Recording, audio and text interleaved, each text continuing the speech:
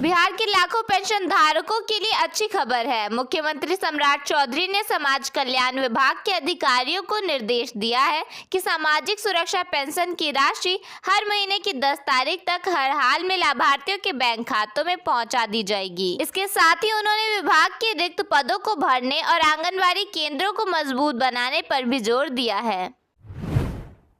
बिहार सरकार राज्य के भूमिहीन परिवारों को जमीन उपलब्ध कराने की दिशा में बड़ा कदम उठाने जा रही है। राजस्व एवं भूमि सुधार मंत्री दिलीप कुमार जायसवाल ने कहा कि बसेरा 2 अभियान के तहत ऐसे सभी लोगों की पहचान की जाएगी जिनके पास रहने के लिए अपनी जमीन नहीं है। सरकार का लक्ष्य है कि पात्र परिवारों को जमीन देकर उन्हें प्रधानमंत्री आवास योजना का लाभ भी दिलाया जा सके। मंत्री ने कहा कि जब तक किसी गरीब परिवार के पास जमीन नहीं होगी तब तक वह आवास योजना का पूरा लाभ नहीं ले पाएगा। दिलीप जायसवाल ने बताया कि सरकार की कोशिश है कि हर भूमिहीन परिवार को कम से कम 3 डेसिमल जमीन मिल सके। इसके लिए विशेष अभियान चलाया जाएगा। विभाग विभिन्न जिलों में ऐसे परिवारों का सर्वे कराएगा और पात्र लोगों को योजना से जोड़ा जाएगा। बिहार के ग्रामीण इलाकों में सरकारी और सार्वजनिक सेवाओं की पहुंच आसान बनाने के लिए पंचायत सरकार भवनों को बहुउद्देशीय सेवा केंद्र के रूप में विकसित किया जा रहा है। सरकार की योजना है कि गांव के लोगों को डाकघर, बुकिंग सुविधा, पुस्तकालय, आरटीपीएस सेंटर, आधार सेवा केंद्र समेत कई आवश्यक सेवाएं एक ही परिसर में उपलब्ध कराई जाए। मुजफ्फरपुर पहुंचे मुख्यमंत्री सम्राट चौधरी ने 278 करोड़ रुपए से अधिक की 109 योजनाओं का उद्घाटन और शिलान्यास किया। सहयोग शिविर में उन्होंने अधिकारियों को चेतावनी देते हुए कहा कि 30 दिनों में शिकायतों का समाधान नहीं हुआ तो कार्रवाई होगी। बिहार में शिक्षकों की ट्रांसफर पोस्टिंग को लेकर सीएम सम्राट चौधरी ने आदेश जारी कर दिया है। शेखपुरा में लोगों को संबोधित करते हुए उन्होंने कहा, हमने शिक्षकों का ट्रांसफर जून महीने में कर देने के लिए कहा है। बिहार के लाखों एलपीजी उपभोक्ताओं के लिए बड़ी खबर है। तेल कंपनियों ने ऐसे उपभोक्ताओं की पहचान शुरू कर दी है जिनकी या उनके परिवार की सालाना आय 10 लाख रुपए से अधिक है। ऐसे लोगों को गैस सब्सिडी के दायरे से बाहर किया जा सकता है। तेल कंपनियों ने ऐसे उपभोक्ताओं को अलर्ट मैसेज भेजकर जवाब देने के लिए 7 दिन का समय दिया है। बिहार में बिना रजिस्ट्रेशन के कोई भी ड्राइविंग स्कूल अब नहीं चलेगा। राज्य सरकार सड़क सुरक्षा को बढ़ावा देने और नियमों को सख्त करने के लिए सभी मोटर ड्राइविंग स्कूलों का पंजीकरण अनिवार्य कर रही है। परिवहन विभाग जल्द ही इसके लिए एक नई और विस्तृत गाइडलाइन जारी करने वाली है। बिहार भूमि पोर्टल के माध्यम से बिहार की सरकारी जमीन की जानकारी ऑनलाइन प्राप्त की जा सकती है। इसके लिए वेबसाइट पर जमाबंदी पंजी देखें विकल्प पर जाकर जिला, अचल, हल्का और मौजा का चयन करना होता है।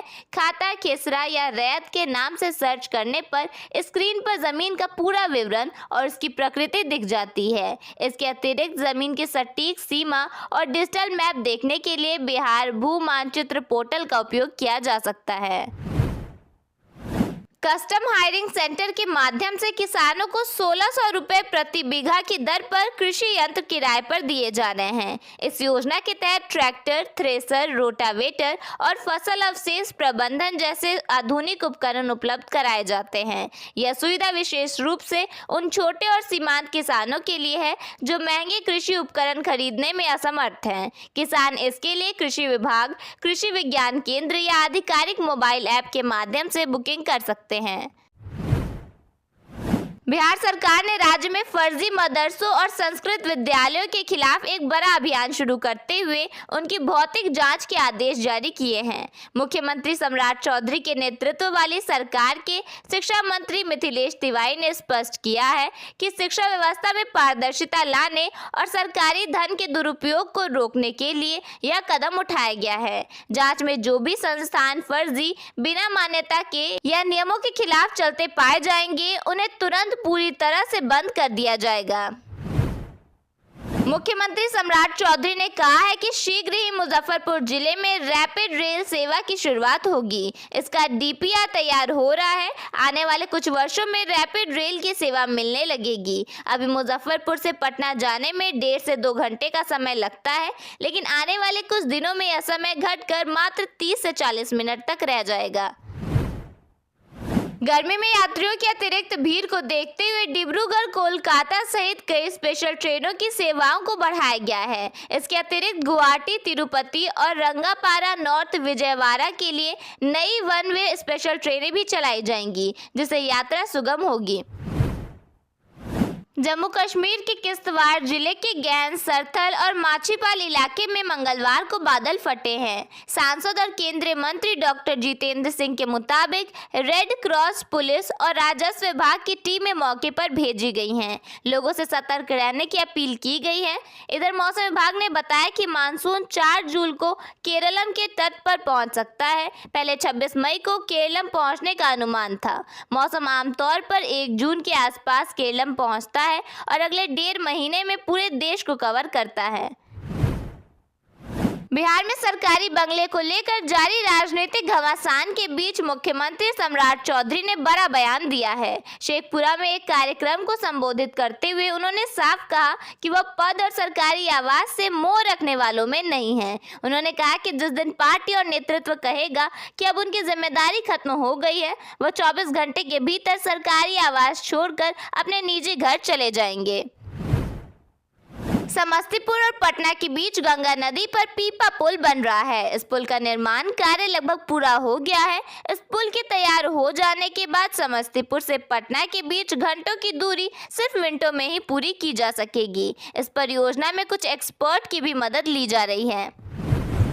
मुख्यमंत्री सम्राट ने राबड़ी देवी के उस बयान का जवाब दिया है जिसमें उन्होंने कहा था कि बंगला खाली नहीं होगा और फोर्स बुलाकर खाली करवा लीजिए।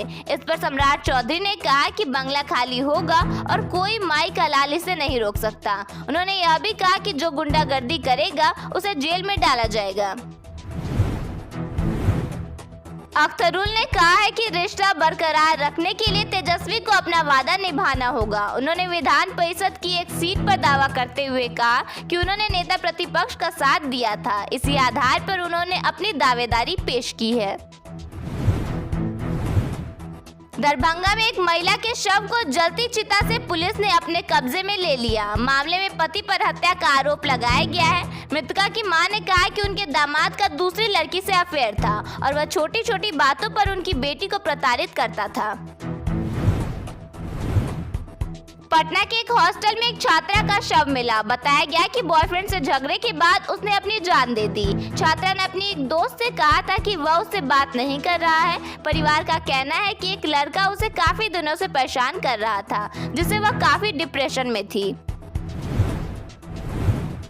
पूर्णिया में पुलिस टीम पर हमला किए जाने का मामला सामने आया है। बताया गया कि करीब 300 ग्रामीणों ने पुलिस को घेर लिया और ईंट, पत्थर, तीर से हमला किया। इस दौरान एक जवान को भी तीर लग गया। घटना में 6 से अधिक पुलिसकर्मी घायल हुए हैं। किशनगंज जिले के एक होटल कारोबारी की लापता बेटी का शव बरामद हुआ है। पोस्टमार्टम के बाद परिजनों ने शव लेने से इनकार कर दिया। इससे पहले पुलिस ने कहा था कि बेटी शायद घर से भाग गई होगी। मामले को लेकर आगे की कार्रवाई जारी है। सिवान में साधु बनकर घूम रहे एक युवक के साथ मारपीट की गई। आरोप है कि लोगों ने उसके कपड़े उतरवाए, उसे उठक बैठक लगवाई और थूक चटवाया। युवक उत्तर प्रदेश का रहने वाला बताया गया है। उसके पास से एक फर्जी आधार कार्ड भी मिलने की बात कही गई है। मौसम विभाग के अनुसार राज्य के सभी जिलों में आज भी गर्मी का असर बना रहेगा। विभाग ने बताया कि अधिकतम तापमान में 2 से 3 डिग्री सेल्सियस तक की बढ़ोतरी दर्ज की जा सकती है। दिन के समय तेज धूप और उमस लोगों की परेशानी बढ़ा सकती है। फिलहाल बारिश की कोई संभावना नहीं है।